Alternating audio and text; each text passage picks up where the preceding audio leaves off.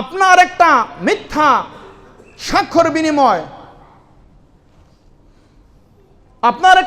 বিনিময়, যিনি নিরপরাধ ব্যক্তি অপরাধে ক্ষতিগ্রস্ত হচ্ছে, অপরাধ বলে তাকে সাব্যস্ত করা হচ্ছে, মামলা মোকদ্দমায় আপনাকে সাজিয়ে গুছিয়ে আপনাকে টাকা দিয়ে, সেক্ষেত্রে আপনাকে বলতেছে তুমি আমাদের পক্ষে সাক্ষী দিবে, তাদের বিপক্ষে তাদের বিরুদ্ধে সাক্ষ্য প্রদান করবে।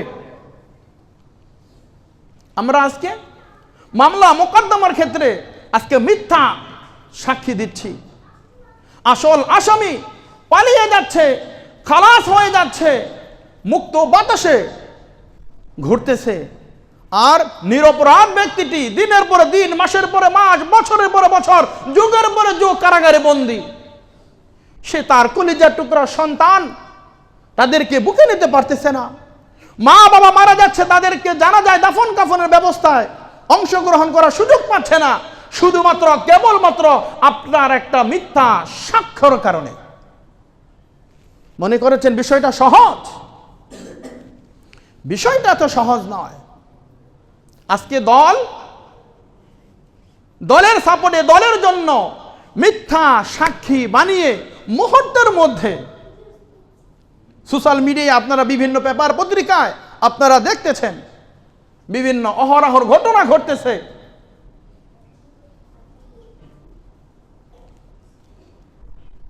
এই মিথ্যা সাক্ষ্য দিয়ে আজকে সমাজটাকে অধঃপতনের দিকে নিয়ে যাচ্ছে।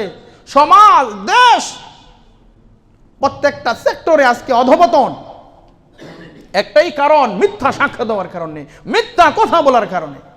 ইয়া আইয়ুহাল্লাযীনা আমানু, হে ঈমানদারগণ, কুনু কাওয়ামিনা বিল কিসতি, তোমরা ন্যায় বিচারের উপর দৃঢ় প্রতিষ্ঠিত থাকো। হে ঈমানদারগণ, হে বিশ্বাসীগণ, তোমরা ন্যায় বিচারের উপর তোমরা দৃঢ় প্রতিষ্ঠিত থাকো। শুহাদা আলিল্লাহ, এবং আল্লাহ তাআলার জন্য তোমরা সাক্ষ্য প্রদান করো। ওয়ালাউ আলা আনফুসিকুম, আল্লাহ তাআলা কোরআনে লম্বা আয়াতের মাফহুম হলো এমন, যদি এই সাক্ষ্যটা তোমার নিজের নফসের বিরুদ্ধে হয়, এমন কি যদি তোমার মা বাবার বিরুদ্ধে হয়, এমন কি যদি তোমার নিকটবর্তী আত্মীয়, একেবারেই তোমার রক্তের সম্পর্ক এমন আত্মীয় হয়, ওই আত্মীয়র বিরুদ্ধে যদি হয়, তবুও তুমি সত্য সাক্ষী দাও। শুহাদা আলিল্লাহ, আল্লাহ তাআলার জন্য সত্য সাক্ষী প্রদান করো। নিজের নফসের তো দূরের কথা, নিজের আত্মীয় স্বজনের বিরুদ্ধে যদি সাক্ষ্য দিতে হয়, দেই না। আর যদি দল হয় তাহলে তো কোনো কথাই নাই। দলের জন্য যত যা করা লাগে সব করতে হবে, ক্ষমতার জন্য, দলের জন্য, সংগঠনের জন্য, সংগঠনের নেতার জন্য যত যা কিছু করতে হয় সব করতে হবে, সব করব। এটার নাম কি ইসলাম? ইসলাম কে শিক্ষা দেয়? ইসলাম এই শিক্ষা দেয় না। ওয়ালা তাকতুমু শাহাদা, সাক্ষ্য গোপন করবে না। ওমাই ইয়াকতুমহা ফাইন্নাহু আসিমুন কলবু, যারা সাক্ষ্য গোপন করে তাদের অন্তর বড়ই গুনাহগার, তাদের অন্তর বড়ই গুনাহগার। এজন্য শরীয়তের ক্ষেত্রে, শরীয়তের নীতিমালার ক্ষেত্রে নিজের উপরে, নিজের অধীনস্থদের উপরে, আত্মীয় স্বজন হোক, দল হোক, দলের নেতা হোক, যেই হোক না কেন, এমনকি যদি আমাদের মা বাবাও হয়, তবুও তাদের পক্ষে বলে সত্যের পক্ষে সাক্ষী দিতে হবে, মিথ্যার আশ্রয় নেওয়া যাবে না। মুহতারাম হাজিরিন, রহমানের বান্দার যে সিফাত, যেই বৈশিষ্ট্য হবে, ইতিপূর্বে আমরা 8টি বৈশিষ্ট্যর আলোচনা শুনেছি। আজকে রহমানের বান্দার অন্যতম একটি বৈশিষ্ট্য নিয়ে আমাদের আলোচনা হবে। সূরা ফুরকান আয়াত নম্বর 72, আল্লাহ রাব্বুল আলামিন বলেন, ওয়াল্লাযীনা লা ইয়াশহাদুনা যুর, যারা মিথ্যা সাক্ষ্য দেয় না। ওয়া ইযা মাররু বিল লাগওয়ি মাররু কিরামা, এবং যখন তারা কোনো খেল তামাশা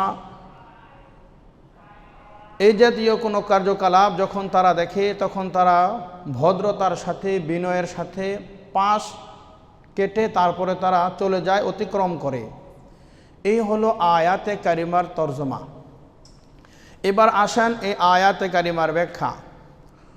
ওয়াল্লাযীনা লা ইয়াশহাদুনা যুর, মুফাসসিরিন কেরাম এই শব্দের ব্যাখ্যাগুলো করেছেন।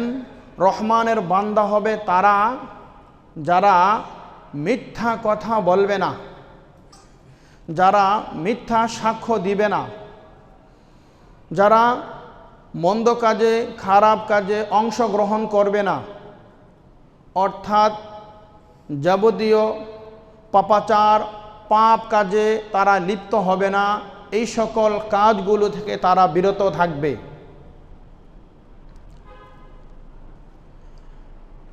ওয়াল্লাযীনা লা ইয়াশহাদুনা যুর, যুর শব্দটি শিরিক উদ্দেশ্য নেওয়া হয়েছে। আল্লামা জালালউদ্দিন সুয়ুতি রহমাতুল্লাহ আলাই তিনি তার কিতাবের মধ্যে এভাবে বর্ণনা করেছেন। রাইসুল মুফাসসিরিন হযরত আব্দুল্লাহ ইবনে আব্বাস রাদিয়াল্লাহু তাআলা আনহু বলেন, যুর হলো মদিনা মুনাওয়ারায় একটি মূর্তি ছিল। মদিনা মুনাওয়ারায় ঝুর নামক একটি মূর্তি ছিল। সেই মদিনার কাফের এবং মুশরিকরা ওই ঝুর নামক মূর্তির সামনে তারা খেলাধুলা করত, খেল তামাশা করত, আনন্দ ফুর্তি করত, আনন্দে মেতে উঠত। হযরতে সাহাবায়ে কেরাম রাদিয়াল্লাহু তাআলা আনহুম আজমাইন যখন ওই দিক দিয়ে যখন তারা যাইতেন তখন তারা অত্যন্ত বিনয়ের সাথে ভদ্রতার সাথে তখন তারা ওই খেলাধুলার স্থানটি তারা অতিক্রম করতেন। ওয়াইদা মাররু বিল লাগউই মাররু কিরামা, খেল তামাশা খেলাধুলার এই সামগ্রী এ সকল বিষয়বস্তু থেকে তখন তারা ভদ্রতার সাথে পাশ কেটিয়ে বের হয়ে আসতেন। এই যুর শব্দের আরো কয়েকটি ব্যাখ্যা।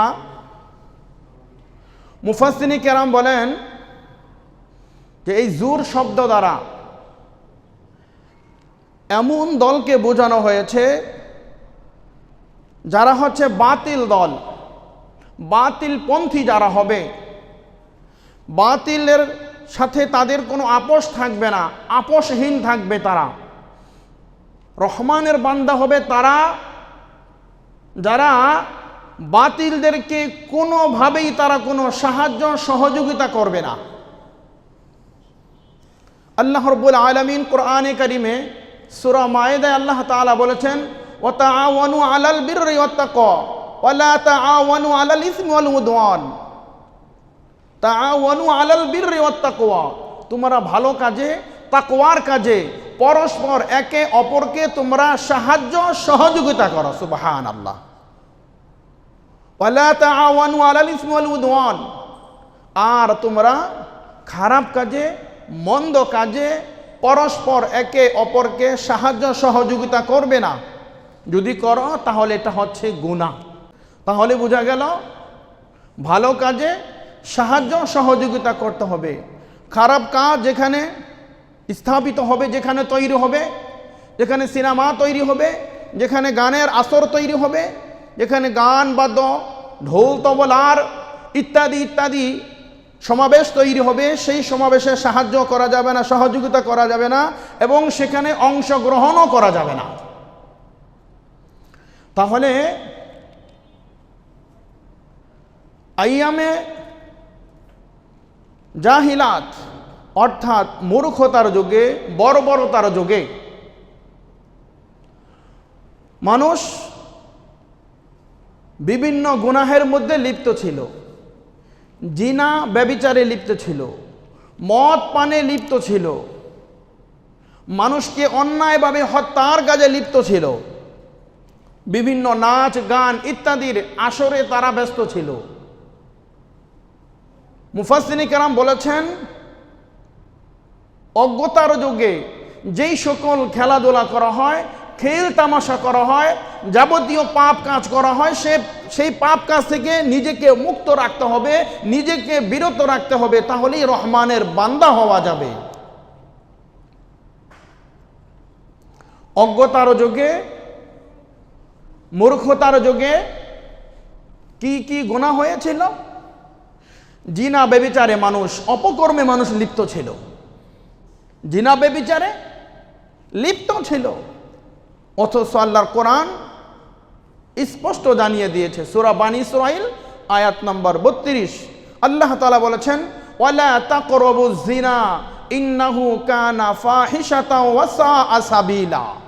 ওয়ালা তাকরাবুজ জিনা, জিনা তো তোমরা করবেই না। ওয়ালা তাকরাবুজ জিনা, তোমরা জিনা ব্যভিচারের নিকটবর্তীও তোমরা হবে না। ইন্নাহু কানা ফাহিশা, কেননা এই জিনা ব্যভিচারের কাজ, এটা হচ্ছে অশ্লীল কাজ, গর্হিত কাজ। ওয়া সাআ সাবিলা, এবং নিকৃষ্টতম একটা পথ। তাহলে আল্লাহ তাআলার কোরআন কি বলল? জিনা করা যাবে না, জিনার কাছেও যাওয়া যাবে না।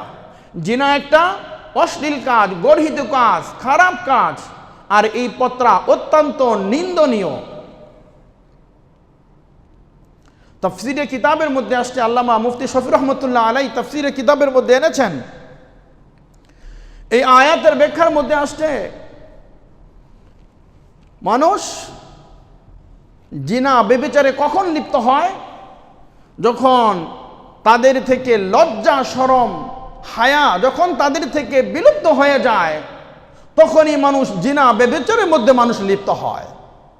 রাসূল বলছেন, ইদা ফাতাকাল হায়া ফাফআল মা শি'তা, যখন তোমার লজ্জা বিলুপ্ত হয়ে যাবে, যখন তোমার লজ্জা বিলুপ্ত হয়ে যাবে, তখন তোমার যা ইচ্ছা তুমি তাই করতে পারো। আজকে দেখেন, পুরা বিশ্বের দিকে আজকে তাকিয়ে দেখেন, আজকে লজ্জা, শরম, হায়া নাই বলেই তো আজকে নির্লজ্জ কাজ, ছোট বড় সম্ভ্রান্ত পরিবার বলে সর্বস্তরের মানুষগুলো আজকে এই জিনা ব্যভিচারের মধ্যে মানুষ লিপ্ত। তাহলে আজকে লজ্জা শরম নাই বলে আজকে বিলুপ্ত হয়ে যাচ্ছে দিকে আজকে এই অবস্থা। তাই তো রাসূল করিম সাল্লাল্লাহু আলাইহি সাল্লাম লজ্জা শরমকে ঈমানের একটা অংশ বলে রাসূল আখ্যায়িত করেছেন। আল হায়া শু'বাতুম মিনাল ঈমান, লজ্জা ঈমানের একটা অঙ্গ। সুবহানাল্লাহ, ঈমানের ৭৭টা শাখা রয়েছে বলে তার মধ্যে একটি শাখা অতি গুরুত্ব দিয়েছেন রাসূল, আল হায়া শু'বাতুম মিনাল ঈমান, লজ্জা ঈমানের একটা অঙ্গ। যার লজ্জা নাই তার ঈমানের একটা শাখা নাই, তা থেকে ঈমানের একটা শাখা বিলুপ্ত হয়ে গেছে।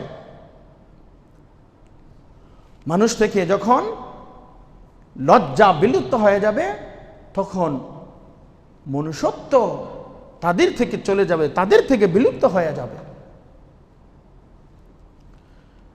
তাফসীরে কিতাবের মধ্যে আসছে, রাসূল করিম সাল্লাল্লাহু আলাইহি ওয়াসাল্লাম বলেছেন, সপ্ত আকাশ, সপ্ত জমিন, বিবাহিত নারী এবং পুরুষ, বিবাহিত নারী এবং পুরুষ, জিনাকারিনী বলে তাদের জন্য সপ্ত আকাশ এবং জমিন তাদের জন্য অভিশপ্ত করতে থাকে। যারা জিনা ব্যভিচারে লিপ্ত হয়, চাই সে নারী হোক চাই সে পুরুষ হোক, রাসূল বলছেন সপ্ত আকাশ সপ্ত জমিন বলে আসমান জমিনের অধিবাসীরা পর্যন্ত তোমাদের জন্য লানত করতে থাকে, তোমাদেরকে অভিশাপ দিতেই থাকে। অন্য হাদিসের বর্ণনা, রাসূল করিম সাল্লাল্লাহু আলাইহি ওয়াসাল্লাম বলছেন, এই জিনাকারী নারী এবং পুরুষ যখন তারা জাহান্নামে যাবে, এই জাহান্নামী জিনাকারিনী ব্যভিচারিণী তাদের লজ্জা স্থানে এমন দুর্গন্ধযুক্ত হয়ে যাবে, অন্য অন্য জাহান্নামীরা তখন বলবে, তাদেরকে ধিক্কার জানাবে, তাদের দুর্গন্ধর কারণে তারা অসহ্য হয়ে যাবে। এত দুর্গন্ধ কোথা থেকে আসতেছে? তাহলে জিনাকারী পুরুষ এবং নারী তাদের লজ্জাস্থান থেকে এমন দুর্গন্ধ আসবে, যার কারণে অন্য অন্য জাহান্নামীরা তাদেরকে তিরস্কার করতে থাকবে। রাসূল যখন মেরাজে গিয়েছিলেন, মেরাজে যাওয়ার পরে রাসূল দেখলেন সেখানে উলঙ্গ অবস্থায় নারী এবং পুরুষ জ্বলন্ত চুলার মধ্যে আগুনগুলো ধাউ ধাউ করে নিচ থেকে উপরের দিকে ওঠে। যখন চুলার একবারেই বের হওয়ার উপক্রম হয়ে যায়, আবার ওই নারী পুরুষগুলো আবার চুলার তলদেশে চলে যায়, আবার তাদেরকে উঠানো হয়, আবার তারা নিচে চলে যায়। রাসূল বলেন, ভাই জিবরাইল, তাদের এই অবস্থা কেন? জিবরাইল আলাইহিস সালাম বলতেছেন, ইয়া রাসূলুল্লাহ, এরা হলো আপনার উম্মতের ওই সকল নারী এবং পুরুষ যারা দুনিয়াতে জিনা ব্যভিচারে লিপ্ত ছিল। সেজন্য আজকে তাদেরকে জাহান্নামের এই কঠিন আযাব, কঠিন শাস্তি আজকে তাদেরকে দেওয়া হচ্ছে। রাসূল আরেকটু সামনে অগ্রসর হলেন, সেখানে গিয়ে দেখেন একটা পাতিলের মধ্যে কিছু গোশত রান্না করা রয়েছে আর কিছু গোশত কাঁচা। ওই ব্যক্তি রান্না করা সেই সুস্বাদু খাবারগুলো বাদ দিয়ে কাঁচা যেই গোশতগুলো, সেই গোশতগুলো সেই পাত্র থেকে নিয়ে খাচ্ছে। রাসূল করিম সাল্লাল্লাহু আলাইহি ওয়াসাল্লাম জিজ্ঞাসা করলেন, ভাই জিবরাইল, এই লোকটা পাগল নাকি? এই লোকটার এমন অবস্থা কেন? তার সামনে রান্না করা ভালো গোশত রয়েছে, সেই গোশত বাদ দিয়ে সে কাঁচা গোশতগুলো চিবিয়ে চিবিয়ে খাচ্ছে। জিবরাইল আলাইহিস সালাম বলতেছেন, ইয়া রাসূলুল্লাহ, এই ব্যক্তি তো সেই ব্যক্তি যেই ব্যক্তি তার হালাল বৈধ স্ত্রী থাকা সত্ত্বেও সে অবৈধ পন্থায় শরীয়ত বহির্গতভাবে শরীয়তের সীমা লঙ্ঘন করে সে অবৈধ সম্পর্ক করেছিল, পরকীয়ায় লিপ্ত ছিল, জিনা ব্যভিচারে লিপ্ত ছিল। তার ঘরে তার হালাল স্ত্রী থাকা সত্ত্বেও সে জিনা ব্যভিচারে অপকর্মে লিপ্ত হওয়ার কারণে তার আজকে এই দশা, এই দুর্দশা, এই দুরবস্থা তার রয়েছে। চিন্তা করছেন? রাসূল মেরাজে গিয়ে করুণ দৃশ্য দেখেছেন। জিনাকারীদের অনেক ভয়াবহ অবস্থা পরিণতি সেখানে দেখে আসছেন। লম্বা চূড়া ইতিহাস, সেই দিকে আলোচনা করতে গেলে সময় পাওয়া যাবে না। তো বলতেছিলাম, আজকে দেখেন, আজকে যত অপকর্ম হচ্ছে, যা কিছু হচ্ছে, সব কিছু কিন্তু আজকে একটাই কারণ, সেটা হচ্ছে জিনা ব্যভিচার।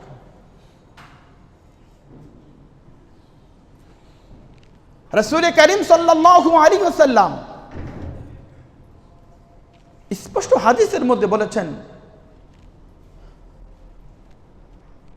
ইযা লাম তাস্তাহি ফাসনা মা শি'তা, যদি লজ্জা না থাকে তাহলে যা ইচ্ছা তোমরা তাই করো, তোমাদেরকে কেউ বাধা দিবে না। মুসলমান, বড় আফসোস, মুসলমান আমাদেরকে ভালো করে মনে রাখতে হবে, আল্লাহ রাব্বুল আলামিন তিন ব্যক্তির উপর আল্লাহ তাআলা নারাজ, তিন ব্যক্তির উপর আল্লাহ তাআলা অসন্তুষ্ট, তাদের প্রতি আল্লাহ তাআলা রাগান্বিত হন। এক, ওই ব্যক্তি, ওই বৃদ্ধ যে বৃদ্ধ অবস্থায় ও জিনা ব্যভিচারের মধ্যে লিপ্ত হয়,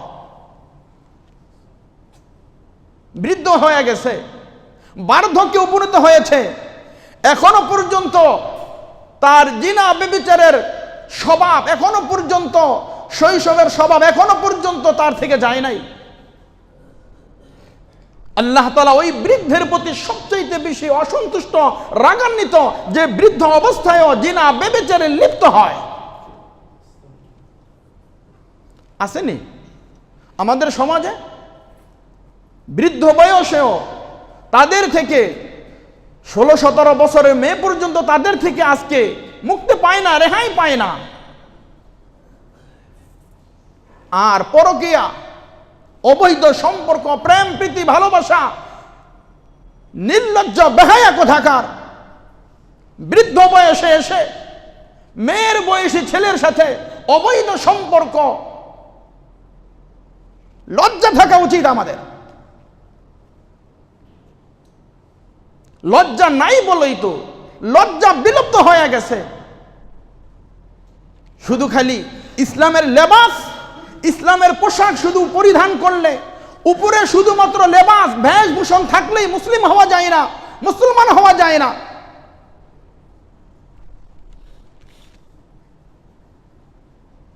এমন কুরুচিপূর্ণ মানুষ আছে।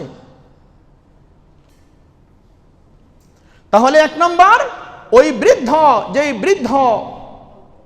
বৃদ্ধ অবস্থায় জিনা ব্যভিচারে পরকীয়া আসক্ত হয়ে যৌনাচারে লিপ্ত হয়, আল্লাহ তার প্রতি নারাজ। দ্বিতীয় নাম্বার, ওই বাদশাহ, ওই শাসক, যেই শাসকের জুলুম অত্যাচারে তার প্রজা, তার অধীনস্থ লোকেরা তার থেকে রেহাই পায় না, ওই শাসকের প্রতি, ওই রাষ্ট্রপ্রধানের প্রতি আল্লাহ নারাজ। পুরা ওয়ার্ল্ডের দিকে আজকে তাকিয়ে দেখেন, পুরা বিশ্বের দিকে আজকে তাকিয়ে দেখেন, নেতা আছে, নীতি নাই, ক্ষমতা পেলেই সব স্রষ্টার নাফরমানিতে লিপ্ত হয়ে যায়। 3 নাম্বার, ওই ফকির যে ভিক্ষা করে আবার অহংকার করে। দেখবেন ফকিরকে বর্তমানে 10 টাকা দিলেও তার মন ভরে না। এয়ারপোর্টে যাওয়ার সময় আমি, আমার ভাইরা আর আমার শ্বশুর, আমার চাচা শ্বশুর যাচ্ছি, এই তো কয়েকদিন আগে ভিক্ষুক একটা নক করছে। নক করার পর আমার কাছে ভাঙতি ছিল না, আমার চাচা শ্বশুর তাকে 10 টাকা দিছে, কয় জামা এটা দেন। বিশ্বাস যদি করেন, 10 টাকা দেওয়ার পরে সে এমন একটা ভাষায় সে গালি দিল 10 টাকা পাওয়ার পরে। আমার শ্বশুর সচিব সব মানুষ নিজ দিকে তাকায় আছে। তার মানে ভিক্ষুক আর 10 টাকা মন ভরে নাই। আজ থেকে অনেক বছর আগে আমি ছাত্র যাত্রাবাড়িতে বাড়িতে যাব, এক ভিক্ষুককে 5 টাকা দিছি, সে আমাকে একবারে 5 টাকা। তাহলে ওই ভিক্ষুক যে ভিক্ষা করে আবার কি করে? অহংকার করে। তাহলে বলতেছিলাম যে আজকে দেখেন যে বিষয়গুলো, আজকে একটা মসজিদের ইমাম, একটা মসজিদের খতিব, মুয়াজ্জিন সাহেবকে নিয়োগ দিতে গেলে সর্বপ্রথম দেখে তার চারিত্রিক বৈশিষ্ট্য, ব্যাকগ্রাউন্ড দেখে তার চরিত্র কেমন, কোন মাদ্রাসায় পড়েছে, কোন ঘরের সন্তান, কোন এলাকার সন্তান, কি করে, সব কিছু যাচাই বাছাই করে, এরপরে তার লেখাপড়ার যোগ্যতা সব কিছু বিবেচনা করে এরপরে একটা মসজিদের ইমামকে নিয়োগ দেওয়া হয়, একটা মাদ্রাসার শিক্ষককে নিয়োগ দেওয়া হয়। তাহলে রাষ্ট্র যারা পরিচালনা করে, রাষ্ট্রের দায়িত্ব তো এমন লোকদেরকে এমপি বানানো, এমন লোকদেরকে তাদেরকে সংসদ সদস্য তৈরি করা, এমন লোকদেরকে যাচাই বাছাই করা, নির্বাচন করা, যাদের চরিত্রের মধ্যে কোনো ত্রুটি নাই। আজকে রক্ষক যদি ভক্ষক হয়ে যায়, জনগণের অবস্থা কি হবে? কি বলেন? রক্ষক যদি ভক্ষক হয় তাহলে জাতির অবস্থা কি হবে? জনগণের অবস্থা কি হবে? আফসোস, বড় আফসোস মুসলমান। আজকে আমাদের অধঃপতন এই কারণে আসতেছে। ধন্যবাদ জানাই বাংলাদেশ জামাত ইসলামের আমির ডক্টর শফিকুর রহমান সাহেবকে। তিনি সম্প্রতি সাতক্ষীরা 4 আসনের সংসদ সদস্য গাজী নজরুল ইসলামকে 62 নং ধারা অনুযায়ী, গণতন্ত্রের 62 নং ধারা অনুযায়ী বাংলাদেশ জামাত ইসলাম থেকে তাকে বহিষ্কার করেছে। তার চারিত্রিক দুর্বলতার কারণে, নৈতিক পদস্খলনের কারণে, অসৎ আচার আচরণ, দুর্নীতি সব কিছু মিলিয়ে যখন দেখেছে দলের বৃহৎ স্বার্থে, জাতির জন্য এই সকল লোকদেরকে যদি আমরা সংগঠনে সম্পৃক্ত রাখি, যুক্ত রাখি, তাহলে নিশ্চিত এই জাতির ধ্বংস, এই জাতির ভবিষ্যৎ অন্ধকার। তিনি এই মুহূর্তে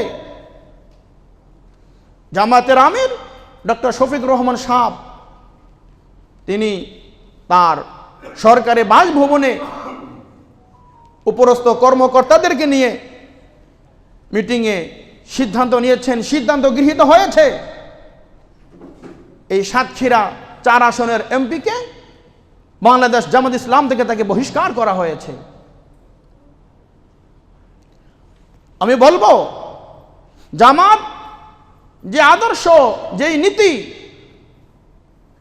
আজকে সংগঠনের স্বার্থে, জাতির স্বার্থে যেটা করেছে, ভালো করেছে।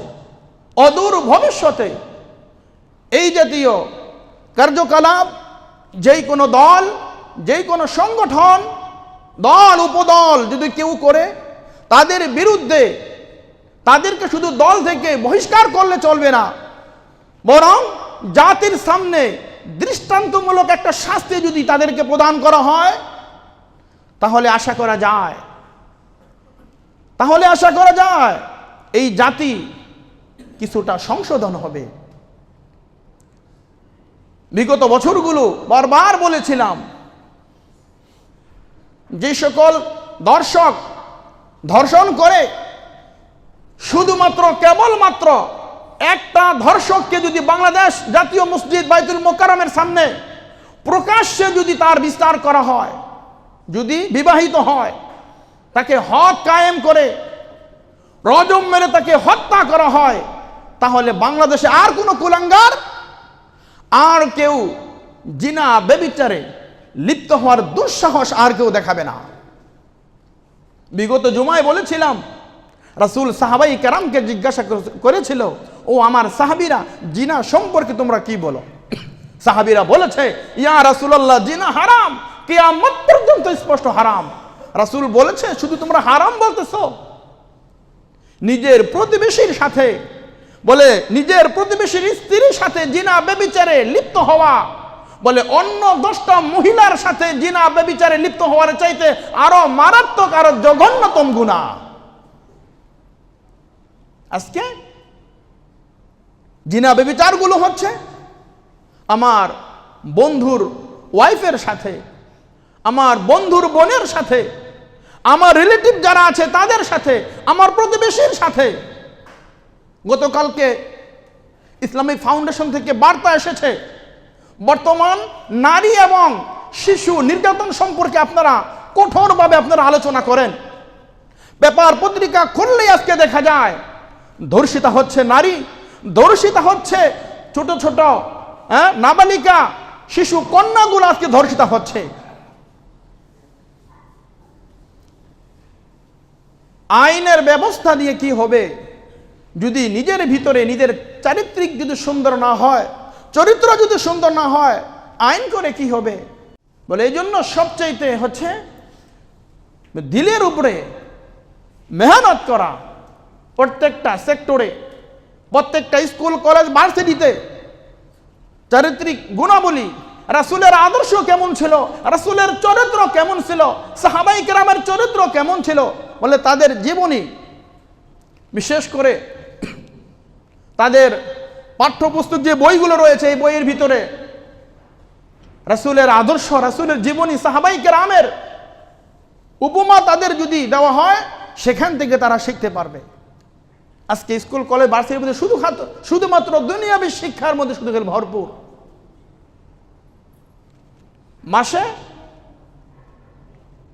6 মাস পরে হোক, 4 মাস পরে হোক, একটা ইসলামী জলসা, জেনারেল শিক্ষা প্রতিষ্ঠানগুলো তাদের ছাত্রদের মধ্যে যদি নসিহত করা হয়, তাহলে অনেক উপকারী হবে, অনেক ফায়দা হবে। তো মুহতারাম হাজিরিন, বলতেছিলাম ওয়াল্লাযীনা লা ইয়াশহাদুনা যুর, রহমানের বান্দা হবে তারা যারা মিথ্যা কথা বলে না, মিথ্যা সাক্ষী দেয় না। তাহলে জুর শব্দের একটা ব্যাখ্যা চলে গেল। মুফাসসিরিন কেরাম বলেছেন এই জুর শব্দের একাধিক অর্থ রয়েছে, তোর মধ্যে সবচেয়ে উত্তম ব্যাখ্যা হলো রহমানের প্রকৃত বান্দা হবে তারা যারা কোনো গুনাহের কাজে লিপ্ত হবে না, কোনো অশ্লীল কাজকর্মে লিপ্ত হবে না, যাবতীয় পাপাচার থেকে নিজেকে মুক্ত রাখবে, নিজেকে বিরত রাখবে। রহমানের বান্দা হতে হলে যে গুণাগুণ তার কাছে বৈশিষ্ট্য প্রয়োজন, তার মধ্যে অন্যতম একটি বিষয় হলো মিথ্যা পরিহার করা। রাসূল করিম সাল্লাল্লাহু আলাইহি ওয়াসাল্লাম হাদিসের মধ্যে বলেছেন, আয়াতুল মুনাফিকি সালাসুন, মুনাফিকের আলামত হলো, মুনাফিকের লক্ষণ হলো তিনটি।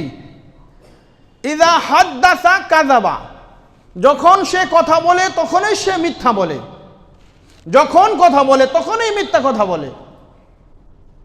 তার মালিক, তার অধীনস্থ, আত্মীয় স্বজন, বন্ধু বান্ধব যে যাই বলুক না কেন, বলে যখনই সে কথা বলে তখনই সে মিথ্যা কথা বলে। ওয়াইদা ওয়াদা আখলাফা, যখনই ওয়াদা করে তখনই ওয়াদার বরখেলাফ করে। ওয়াইদা তুমিনা খানা, আর যখন তার কাছে কেউ আমানত রাখে তখন সে আমানতের খেয়ানত করে। তাহলে মুনাফিকের লক্ষণ, মুনাফিকের বৈশিষ্ট্য হলো তিনটা। যখনই কথা বলে তখনই মিথ্যা কথা বলে, যখন ওয়াদা করে তখন ওয়াদা ভঙ্গ করে, যখন তার কাছে কেউ আমানত রাখে তখন সে আমানতের খেয়ানত করে। এই জন্য আল্লাহ তাআলা বলেছেন ওয়াল্লাযীনা লা ইয়াশহাদুনা যুর, রহমানের বান্দা হবে তারা যারা মিথ্যা কথা বলবে না। সুবহানাল্লাহ। দ্বিতীয় নম্বর ব্যাখ্যা হলো রহমানের বান্দা তারা যারা মিথ্যা সাক্ষী দিবে না। রহমানের বান্দার সিফাত বৈশিষ্ট্য হলো মিথ্যা সাক্ষ্য না দেওয়া। আল্লাহ তাআলা কোরআনে কারিমে বলেছেন, মান ইয়াশফা শাফাআতান হাসানাতান ইয়াকুল লাহু নাসীবুম মিনহা ওয়া মান ইয়াশফা শাফাআতান সাইয়্যাতান ইয়াকুল লাহু কিফলুম মিনহা। আল্লাহ তাআলা কোরআনে কারিমে বলেছেন, যারা সত্য সাক্ষ্য দিবে, সেই কাজটা বাস্তবায়ন হোক বা না হোক, আল্লাহ তাআলা তার আমলনামায় একটা নেকি আল্লাহ তাআলা প্রদান করে দিবে। সুবহানাল্লাহ। আর যখন কেউ মিথ্যা সাক্ষ্য দিবে, তখন সেই কাজটা বাস্তবায়ন হোক আর না হোক, তখন তার আমলনামায় একটি গুনাহ লেখা হবে। এই সাক্ষ্য সম্পর্কে ইতিপূর্বে অনেক লম্বা চড়া আলোচনা গিয়েছে। সাক্ষ্য সম্পর্কে তাহলে আমরা এতটুকুই বুঝলাম যে যদি আমরা কেউ সাক্ষ্য প্রদান করি সত্যের পক্ষে, হকের পক্ষে, তাহলে আপনার ওই সাক্ষ্যর বিনিময়ে আল্লাহ তাআলা আপনাকে নেকি প্রদান করবেন। সুবহানাল্লাহ। আর যদি আপনার সাক্ষীটা মিথ্যা হয়, তাহলে মিথ্যা সাক্ষী দেওয়ার কারণে বলে আপনার নামে গুনাহ লেখা হবে।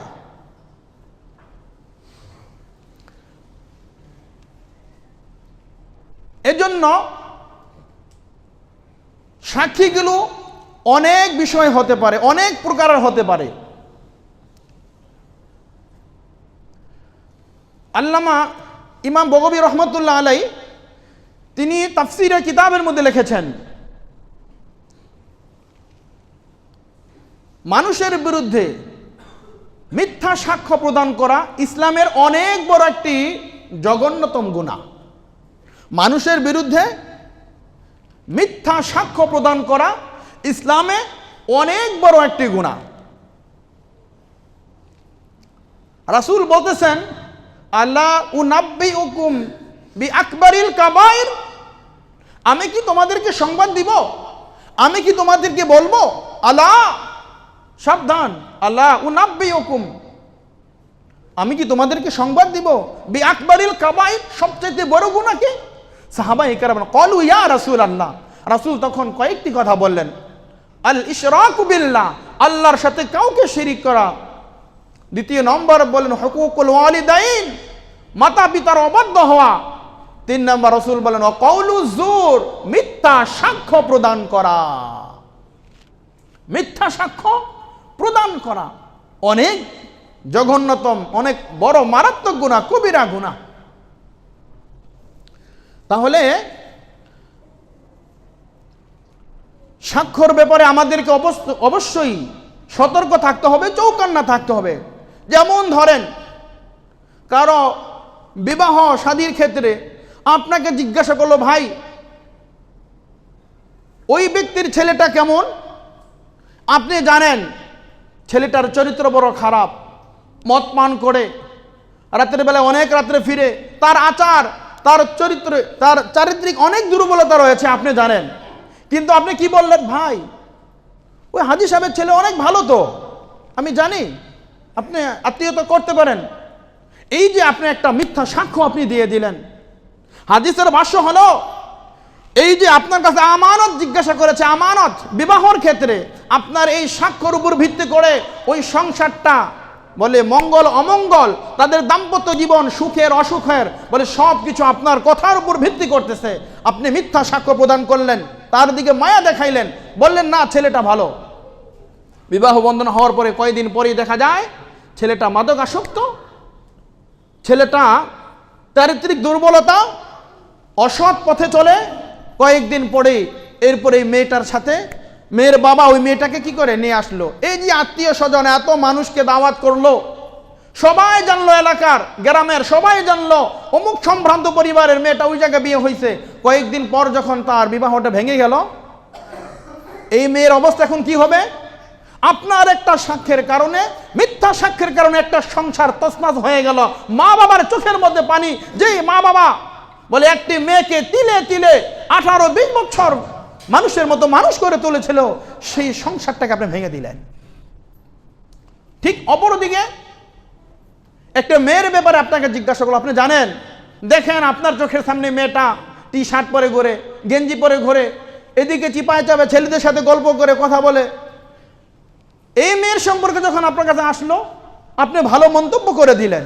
এই যে অসৎ চরিত্রের মেয়ে, বিবাহের আগে কত ছেলের সাথে সে ঘোরাফেরা করেছে, চারিত্রিক ভাবে দুর্বলতা রয়েছে, এই মেয়েটা সাংসারিক জীবনে গিয়ে এই পুরুষকে শান্তি দিবে? এমন অনেক ঘটনা আমাদের কাছে এসেছে। বিবাহ হয়েছে, বাসরাতে যাওয়ার পরে স্বামীকে রেখে বলে আগের প্রেমিকার সাথে কথা বলতেছে। বলেন তখন ওই স্বামীর কেমন লাগে তার কাছে?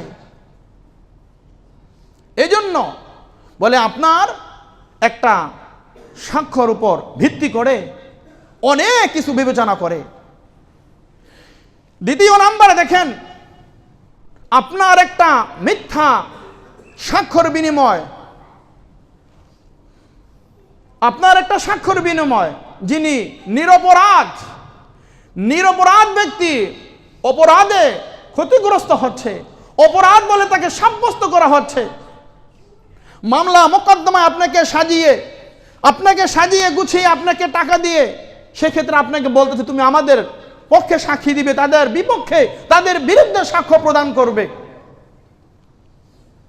আমরা আজকে মামলা মোকদ্দমার ক্ষেত্রে আজকে মিথ্যা সাক্ষী দিচ্ছি, আসল আসামি পালিয়ে যাচ্ছে, খালাস হয়ে যাচ্ছে, মুক্ত বাতাসে ঘুরতেছে, আর নিরপরাধ ব্যক্তিটি দিনের পরে দিন, মাসের পরে মাস, বছরের পরে বছর, যুগের পরে যুগ কারাগারে বন্দী। সে তার কলিজার টুকরা সন্তান তাদেরকে বুকে নিতে পারতেছে না, মা বাবা মারা যাচ্ছে, তাদেরকে জানাজায় দাফন কাফনের ব্যবস্থায় অংশগ্রহণ করার সুযোগ পাচ্ছে না, শুধুমাত্র কেবলমাত্র আপনার একটা মিথ্যা সাক্ষ্যর কারণে। মনে করেছেন বিষয়টা সহজ? বিষয়টা তো সহজ নয়। আজকে দলের সাপোর্টে, দলের জন্য মিথ্যা সাক্ষী বানিয়ে মুহূর্তের মধ্যে সোশ্যাল মিডিয়ায় আপনারা বিভিন্ন পেপার পত্রিকায় আপনারা দেখতেছেন, বিভিন্ন অহরহর ঘটনা ঘটতেছে।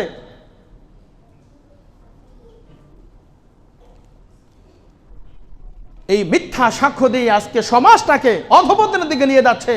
সমাজ, দেশ, প্রত্যেকটা সেক্টরে আজকে অধপতন। একটাই কারণ, মিথ্যা সাক্ষ্য দেওয়ার কারণে, মিথ্যা কথা বলার কারণে। রাসূল বলছেন, আল্লাহ তাআলা কোরআনে কারিমে বলছেন, ওয়াজতানিবু কাওলাজ জুর, তোমরা মিথ্যা পরিহার করো, মিথ্যা সাক্ষ্য দেওয়া থেকে তোমরা বিরত থাকো। রাসূল হাদিসের মধ্যে বলেছেন, আলা কাওলু জুর, আলা আলা ওয়া শাহাদাতু জুর, তোমরা মিথ্যা সাক্ষ্য দিবে না, মিথ্যা কথা তোমরা বলবে না। আল্লাহর কোরআন বলেছেন, ইয়া আইয়ুহাল্লাযীনা আমানু কুনু কাওয়ামিনা বিল কিসতি শুহাদা লিল্লাহ। ইয়া আইয়ুহাল্লাযীনা আমানু, হে ঈমানদারগণ, কুনু কাওয়ামিনা বিল কিসতি, তোমরা ন্যায় বিচারের উপর দৃঢ় প্রতিষ্ঠিত থাকো। হে ঈমানদারগণ, হে বিশ্বাসীগণ, তোমরা ন্যায় বিচারের উপর তোমরা দৃঢ় প্রতিষ্ঠিত থাকো। শুহাদা লিল্লাহ, এবং আল্লাহ তাআলার জন্য তোমরা সাক্ষ্য প্রদান করো। ওয়ালাউ আলা আনফুসিকুম, আল্লাহ তাআলা কোরআনে লম্বা আয়াতের মাফহুম হলো এমন, যদি এই সাক্ষ্যটা তোমার নিজের নফসের বিরুদ্ধে হয়, এমন কি যদি তোমার মা বাবার বিরুদ্ধে হয়, এমন কি যদি তোমার নিকটবর্তী আত্মীয়, একেবারেই তোমার রক্তের সম্পর্ক এমন আত্মীয় হয়, ওই আত্মীয়র বিরুদ্ধে যদি হয়, তবুও তুমি সত্য সাক্ষী দাও। শুহাদা লিল্লাহ, আল্লাহ তাআলার জন্য সত্য সাক্ষী প্রদান করো। নিজের নফসের তো দূরের কথা, নিজের আত্মীয় স্বজনের বিরুদ্ধে যদি সাক্ষ্য দিতে হয়, দেই না। আর যদি দল হয় তাহলে তো কোনো কথাই নাই। দলের জন্য যত যা করা লাগে সব করতে হবে। ক্ষমতার জন্য, দলের জন্য, সংগঠনের জন্য, সংগঠনের নেতার জন্য যত যা কিছু করতে হয় সব করতে হবে, সব করব। এটার নাম কি ইসলাম? ইসলাম কে শিক্ষা দেয়? ইসলাম এই শিক্ষা দেয় না। ওয়ালা তাকতুমু শাহাদা, সাক্ষ্য গোপন করবে না। ওমাই ইয়াকতুমহা ফাইন্নাহু আসিমুন কলবু, যারা সাক্ষ্য গোপন করে তাদের অন্তর বড়ই গুনাহগার, তাদের অন্তর বড়ই গুনাহগার। এজন্য শরীয়তের শরীয়তের নীতিমালার ক্ষেত্রে নিজের উপরে, নিজের অধীনস্থদের উপরে, আত্মীয় স্বজন হোক, দল হোক, দলের নেতা হোক, যেই হোক না কেন, এমনকি যদি আমাদের মা বাবাও হয়, তবুও তাদের পক্ষে বলে সত্যের পক্ষে সাক্ষী দিতে হবে, মিথ্যার আশ্রয় নেওয়া যাবে না।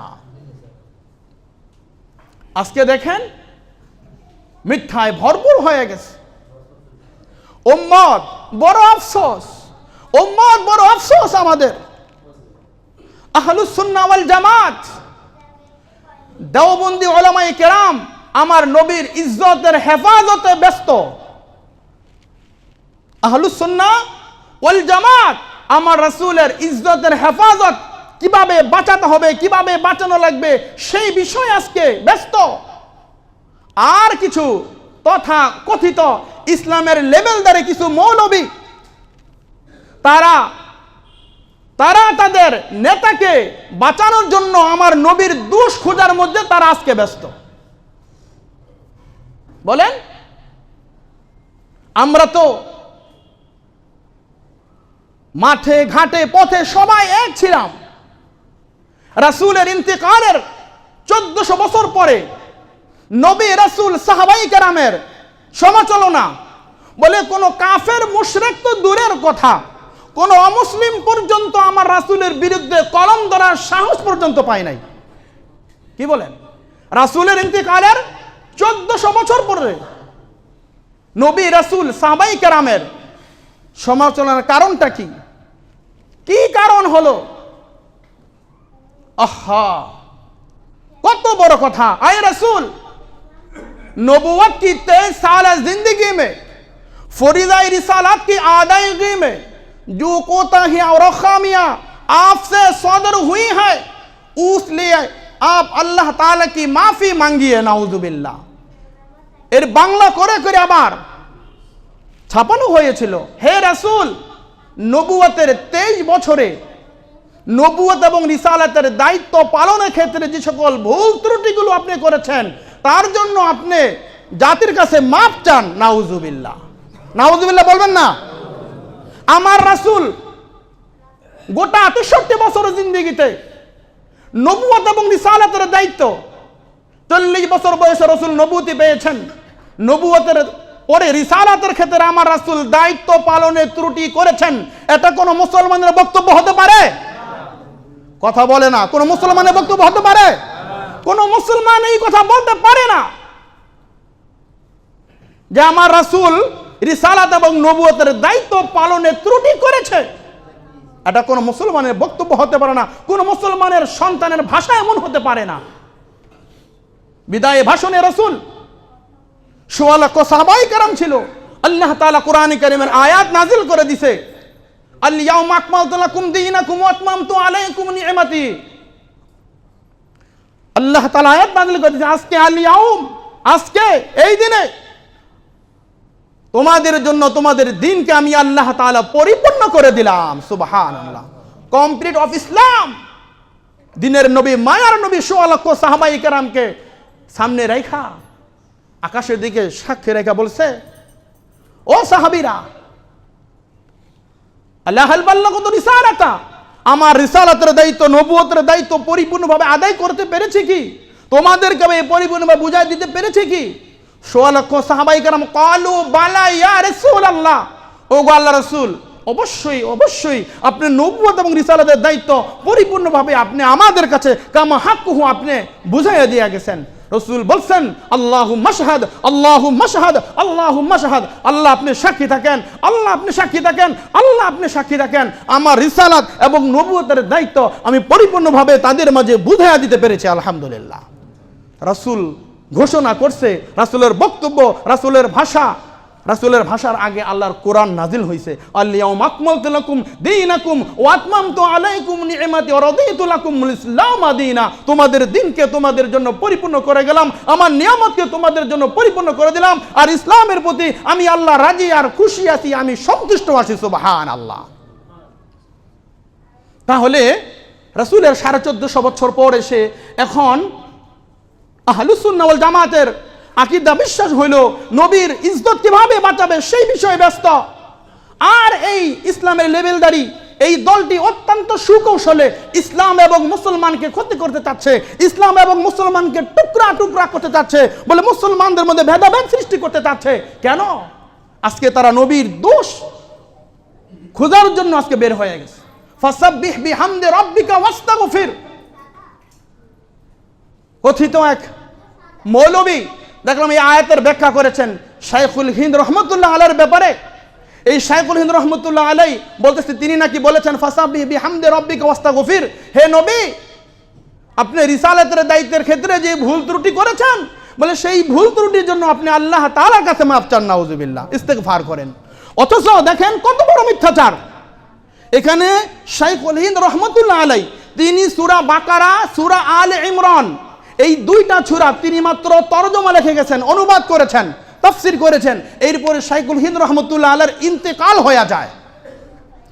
এই সূরা বাকারা, সূরা আলে ইমরান তাফসীর করার পরে, অনুবাদ করার পরে শাইখুল হিন্দ রহমতুল্লাহ আলাইহির ইন্তেকাল হয়ে যায়। তার ছাত্র সাব্বির আহমদ উসমানী রহমতুল্লাহ আলাইহি এরপরে বাকি তাফসীর শেষ করেন, এরপরে তিনি এর অনুবাদ করেন। আর সেখানে সাব্বির আহমদ উসমান রহমতুল্লাহ আলাইহি এই কথা লেখেন নাই যে রিসালাতের কথা। তাহলে এই যে মিথ্যাচার, এই যে অপবাদ, ইন্নাল্লাযীনা ইয়ারমুনাল মুহসানাতিল গাফিলাতিল মুমিনাতিল লুইনু ফিদ দুনিয়া, আল্লাহ সূরা নূর আয়াত নম্বর 15 খুলে দেখেন, আল্লাহ বলছেন যারা সতীসাধী নারী এবং মুমিন নারী এবং পুরুষের বিরুদ্ধে অপবাদ দেয় তাদের জন্য দুনিয়াতে শাস্তি এবং আখিরাতে তাদের জন্য শাস্তি রয়েছে। আল্লামা ইমাম বগবী রহমতুল্লাহ আলাইহি আলোচনা কয়েক মিনিট হবে যেহেতু আলোচনা শেষ হচ্ছে না। আল্লামা ইমাম বগবী রহমতুল্লাহ আলাইহি তিনি একথা বলেছেন, হযরতে ওমর ইবনে খাত্তাব রাদিয়াল্লাহু তাআলা আনহু তিনি একথা বলেছেন, যারা মিথ্যা সাক্ষ্য প্রদান করবে, যারা মিথ্যা সাক্ষ্য প্রদান করবে মানুষের বিরুদ্ধে অপবাদ দিবে তাদেরকে 40টা বেতের আঘাত করো। কয়টা? 40টা বেতের আঘাত করো। শুধু তাই নয়, তাদেরকে 40টা বেতের আঘাত করে তাদেরকে বাজারে তাদেরকে নিয়ে আসো, তাদেরকে মানুষ দেখুক, তাদেরকে চিহ্নিত করো। এই সকল মানুষগুলা মিথ্যা সাক্ষ্য প্রদান করে মানুষের বিরুদ্ধে অপবাদ দেয়, অপবাদ লাগায়, তাদের তোমরা চিনে রাখো। এমনকি ওমর ইবনুল খাত্তাব রাদিয়াল্লাহু তাআলা আনহু সিরিয়ার যারা দায়িত্বশীল ছিল সরকারি, তাদের কাছে একটা পত্র লিখেছেন, এই সিরিয়ার অধিবাসীরা, সরকারি আমলারা, তোমাদের কাছে আমি ওমরের চিঠি পাওয়ার পরে আমার এই কথা কার্যকর করবে। যারা সমাজের মধ্যে, যারা দেশের মধ্যে, যারা রাষ্ট্রের মধ্যে, যারা আন্তর্জাতিকভাবে যারা মিথ্যা সাক্ষ্য প্রদান করবে, মিথ্যা সাক্ষ্য দিয়ে দলের নেতাকে যারা বাঁচানোর জন্য চেষ্টা করবে, তাদেরকে তোমরা ধরে এনে তোমরা 40টা বেতের আঘাত করো। এই কথার উপর ভিত্তি করে ইমাম শাফি রহমতুল্লাহ আলাই, ইমাম মালিক রহমতুল্লাহ আলাই, ইমাম আবু ইউসুফ রহমতুল্লাহ আলাই, ইমাম আহমদ বিন হাম্বল রহমতুল্লাহ আলাই, এই 4 ইমাম তখন তারা তার কথা অনুযায়ী কাজ করেছে এবং বলেছেন তাদেরকে 40টা আঘাত করো এবং তাদেরকে মানুষের সামনে তাদেরকে নিয়ে আসো। এই কথার উপর ভিত্তি করে ইমাম মালিক রহমতুল্লাহ আলাই বলেছে, যারা মিথ্যা অপবাদ দিবে, মিথ্যা সাক্ষ্য প্রদান করবে সমাজের মধ্যে, রাষ্ট্রের মধ্যে, দেশের মধ্যে, আন্তর্জাতিকভাবে, বলে তাদেরকে 40টা বেতের আঘাত করার পরে তাদেরকে মসজিদে নিয়ে আসো, মসজিদে আইনা তাদেরকে চিহ্নিত করো, জনসাধারণকে দেখাও এই লোকগুলা মিথ্যাবাদী, এই লোকগুলা মিথ্যুক, এরা মুসলমানদের মধ্যে বিভেদ সৃষ্টি করে ইসলামকে টুকরা টুকরা করতে চায়, মুসলমানদের মধ্যে ভেদাভেদ সৃষ্টি করতে চায়, এরা আসলে মুসলমান নয়, এরা আস্তে একটা মুনাফিক। এদেরকে তোমরা চিহ্নিত করো, এদেরকে তোমরা দেখায় দাও, মসজিদে আইনা দেখায় দাও। সুতরাং বাংলাদেশ 90% মুসলমানের দেশ।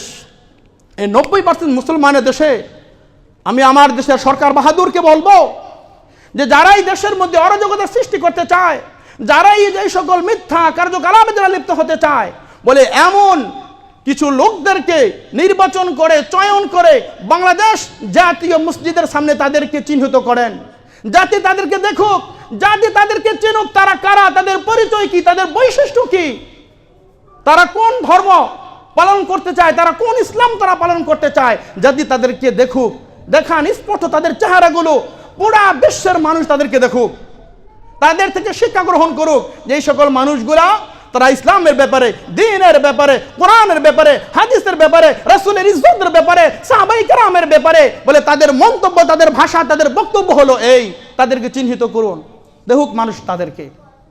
এমন একটা কাজ করেন, দেখবেন সমাজের মধ্যে, দেশের মধ্যে, রাষ্ট্রের মধ্যে আর কেউ কারো কোনো অপবাদ দিবে না, মিথ্যাচার করবে না, মিথ্যা সাক্ষী দিবে না, মিথ্যা কথাও বলবে না।